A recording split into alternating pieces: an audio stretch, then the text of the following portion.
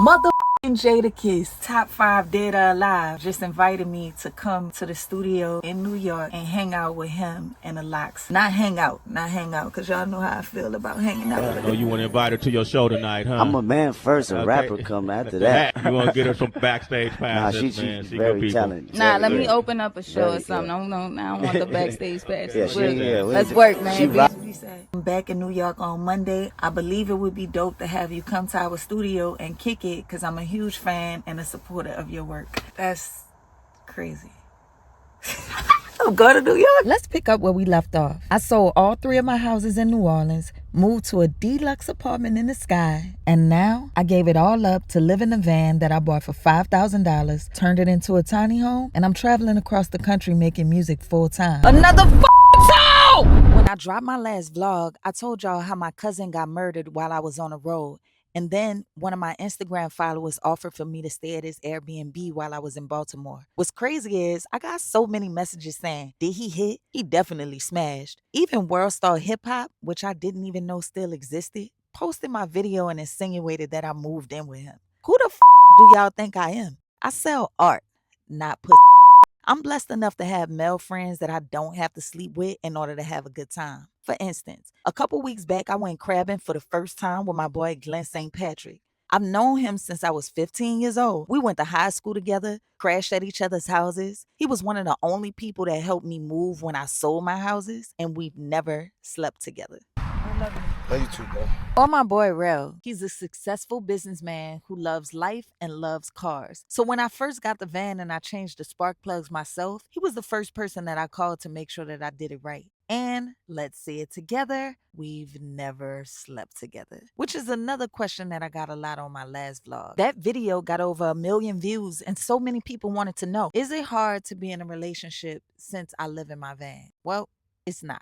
I don't think I've ever said this out loud, but I am a bisexual woman. I mean, I've alluded to it a lot in my music and my movie. I got that pressure. Bend me over, foot up on the dresser. DDT this pussy like a wrestler. Sex drive high, talking high as Robin Nestor. Bet I had you stalking like Miss Parker did Professor. And he squirt all on my sirta. I'm like, sir, come clean this mess up. No, I be talking reckless. You can do that when your check's up. And I just sent my Eddie to a Betty who been visiting from Michigan, eating pussy scissoring. I might need some discipline. I'm happy. I'm loved. But I have a very non-traditional relationship. And as free and as open as I am in my career and my life in general, I'm able to be free and open in my relationship. Life is good.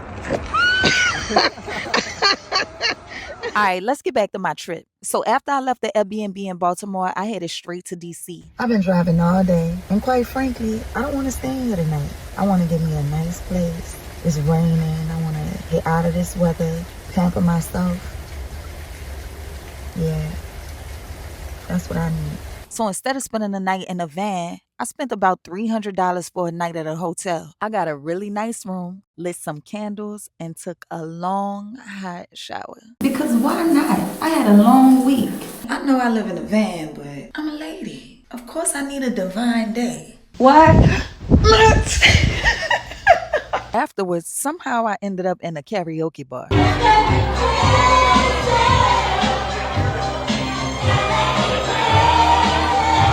I just sat back and watched it. I vowed I wasn't getting up there. And then they got me. I think they got me with the Kelly Price song. She on my last album, by the way. Make sure y'all get that Uptown Butterfly.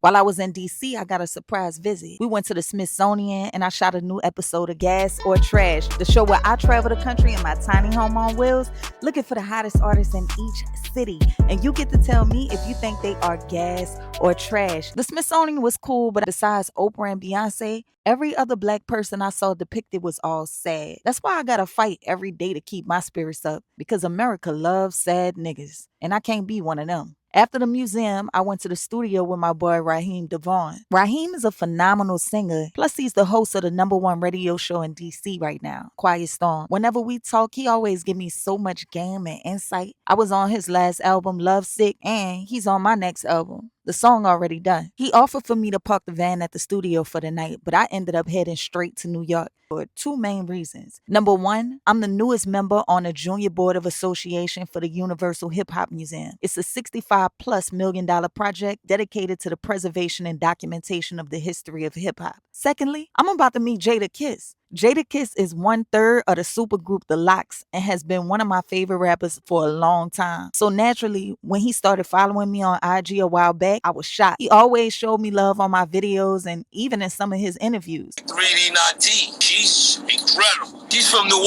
Orleans. She can really put some shit together. She's crazy and she be building studios and fixing a house and doing incredible shit. Like she put up her own studio. She's incredible. You gotta check her out. But she gets it. I was excited. First, I went to do a tour of the museum with the chairman of the board. I met Jared because of the late DJ K. Slay, who always championed me. I was managing DJ K. Slay.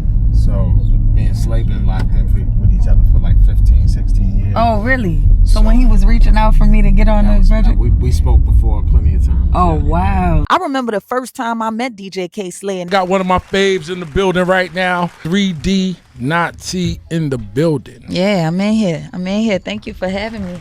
Thank you. Finally, yeah, I get to meet her. I was there in New York selling physical copies of my album, and he invited me on a show. When I got up there, he brought 10 copies on the spot. Rest in power, K. Slay. For over a year, I've been on phone calls and Zoom meetings with the other board members like Papoose, Yo-Yo, and more. We all have the intention to make the museum the official time capsule of hip-hop, and much better than the Smithsonian. After I left the Bronx, I headed straight to meet Jadakiss. I think I told y'all I got anxiety, right? So I didn't know if I should text him or call him or just pull up at his business. So I just sat around waiting and waiting. Eventually, I decided to leave. Would y'all have waited or would y'all have left like I did?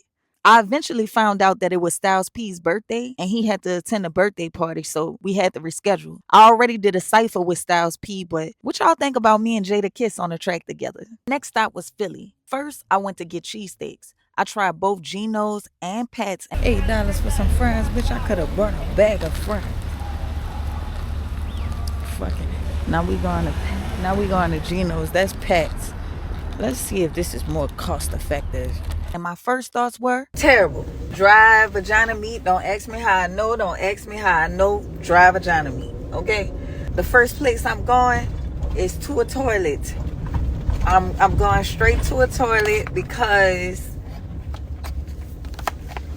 y'all putting cheese whiz on sandwiches. First of all, let me say this. Pat's was better. Completely overrated. But that's not why I'm in Philly. I came to Philly for a specific reason, but I didn't want to talk about it before because I thought she was capping. I'm not gonna lie.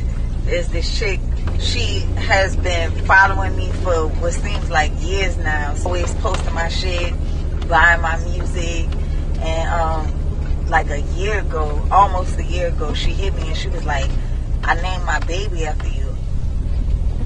I was like, she fucking lying. Stop lying. Stop playing. I thought she was playing. So I specifically came to Philly. I wanted to meet my little junior. My real name is Samantha, and she had a little boy that she named Sam. So after those nasty ass cheesesteaks, I immediately went to take a shit in Target, and then I bought baby Sam a birthday gift because he's a Sagittarius like me. Hey, I know that his birthday was coming up. I don't know if that's something that he can use or not. For sure. If not, I'm gonna give you the receipt though. I got it from Target, so. No, this is good. We can use that. You sure? Yeah. Don't hurt my feelings now. No, I'm sensitive about my gifts. Sam's mama was so cool, hard worker, homeowner, beautiful family, hip hop head. But I was so focused on baby Sam, I couldn't keep the camera up straight. Hey, Sam. So what made you name him Sam? Because I'm very inspired by you, and I like everything that you do for other people. I watch you. I look at a lot of things that you do. Yeah. You are my inspiration, honestly. Oh. You really are. Like outside of rap, I look at like how you maneuver with fixing houses. I see you fixing your house. When I first followed you, I didn't know nothing about trying to look into buying houses. Once I seen how I'm like, damn, she's a female and she just do so much by herself. Yeah. I'm only known for trying to fix cars because I try to fix my own car and stuff like that. But once I seen you fixing cars, my dad used to fix cars, so I used to learn from him. For real. So once I seen you, I was like, wow, I never seen a female just like build houses and stuff. And then, you know, I told like my brother, I was born, it's just all boys. I'm the only girl, the youngest. Same. Youngest. Well, I'm not the youngest, but I'm so the like, oldest, but I got two brothers. Once I seen Jadakiss, that's my favorite male rapper. Yeah. Like, Shot You Out, I'm like, oh wow, that's so dope. Now we gotta do a song together, Jada. It's for baby Sam and the fam. But nah, it turns out that Sam's mother had been very inspired by my journey from the way that I grew up and grew out of my situation to making impactful music, to buying my own houses and doing my own remodeling to them. And to be honest, that's really the only thing that I missed since I moved in my van. I loved working with my hands. I loved making something from nothing. And when I sold my houses, I ended up losing that part of me. I was the first person in my immediate family to own a home, and I took pride in being a homeowner. I used to cut my own grass, do my own handiwork, and when hurricanes would come to New Orleans, I would even top my own roof. But now that I'm in a van, I don't do those things anymore. But I'm still a builder. I'm building the life that I want.